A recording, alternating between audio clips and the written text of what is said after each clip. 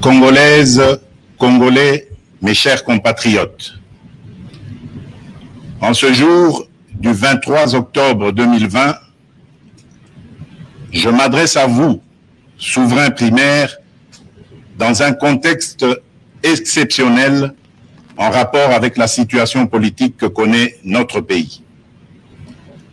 Ce contexte de fragilité de notre pays, de même que les résultats électoraux de janvier 2019, nous ont forcés à élargir nos rassemblements pour nous unir au-delà de nos familles politiques traditionnelles.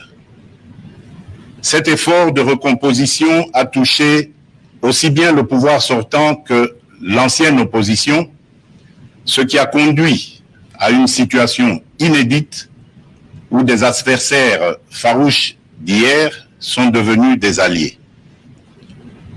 Nous avions choisi de gérer le pays au sein d'une coalition qui semblait constituer la solution idoine pour sortir le pays de ces différentes crises récurrentes et préserver ainsi les acquis de l'alternance. Malheureusement, près de 2 ans après, les divergences qui persistent entre les partis signataires de cet accord plombent les ailes de l'espoir de notre envol vers le développement. Ces divergences portent notamment sur les questions relatives à la paix et à la sécurité nationale, à la Commission électorale nationale indépendante, à l'organisation des élections, à la gestion du portefeuille de l'État, à la territoriale, à la diplomatie, à l'indépendance de la justice et à l'instauration de l'État de droit qui sont un enjeu majeur pour notre nation. L'importance de ces questions me convainc qu'elles ne doivent être laissées à la merci d'un seul groupe politique. Elles nécessitent un large consensus national. Mes chers compatriotes, la tâche que vous m'avez confiée est immense. Elle comporte dans l'urgence les objectifs ci-après. Rétablir la paix là où elle est compromise et la consolider là où elle existe. Construire la démocratie. Organiser des élections crédibles dans les délais constitutionnels. Renforcer l'état de droit. Bâtir nos infrastructures. Assurer la santé à nos populations, garantir l'éducation de nos enfants, donner une perspective économique à notre jeunesse et promouvoir davantage les droits des femmes. Face à l'ampleur de ces défis, le peuple n'accordera aucun pardon à ceux qui, dans la classe politique, s'évertueront à créer ou à entretenir des entraves au progrès, animés qu'ils sont par une simple stratégie de survie politique ou de positionnement individuel, par la haine tribale, la rancœur ou par la poursuite de la prédation en toute impunité. À ce propos, je salue l'effort d'abnégation de ceux qui, dans tous les camps, se sont démarqués de ces antivaleurs.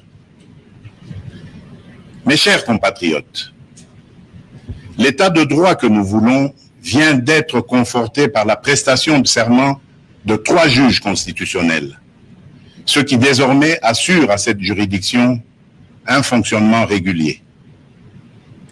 Mes chers compatriotes, la restauration de l'état de droit dans notre pays n'est pas un leurre, mais le fruit d'une volonté politique du reste coulé dans un programme de gouvernement tel qu'adopté par le Parlement. Il demeure vrai que sa mise en œuvre énerve certains nostalgiques, habitués à l'impunité et au traitement de faveur. Ceci étant, le partage des valeurs liées à l'état de droit et à la justice constitue la condition sine qua non de tout partenariat aux actions de mon mandat. Mes chers compatriotes, chaque année, plus de 2 millions d'enfants congolais naissent et s'ajoutent au nombre déjà important de notre population. Nous sommes individuellement et collectivement responsables de leur destin. Nous ne pouvons laisser leur avenir à la merci de pesanteurs ou écueils inhérents aux pratiques politiciennes qui retardent ou affaiblissent la réalisation du programme pour lequel vous m'avez élu. En tant que chef de l'État, représentant de la nation et symbole de l'unité nationale, j'assure par mon arbitrage, en vertu de l'article 69 de la Constitution, le fonctionnement régulier des pouvoirs publics et des institutions, ainsi que la continuité de l'État. Je réitère l'engagement de mon serment de ne jamais faillir à cette mission sacrée et de ne jamais trahir le Congo.